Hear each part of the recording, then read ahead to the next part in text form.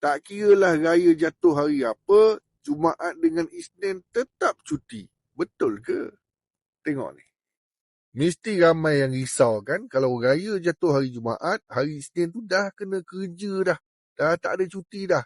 Jumaat raya, Sabtu raya, Ahad cuti, Isnin dah kena kerja. Tapi Alhamdulillah. Terima kasih diucapkan kepada PMX kita kerana memberikan cuti tambahan kepada rakyat Malaysia yang menyambut Aidilfitri tahun ini. Mungkin ada saudara yang kurang faham, mari saya jelaskan.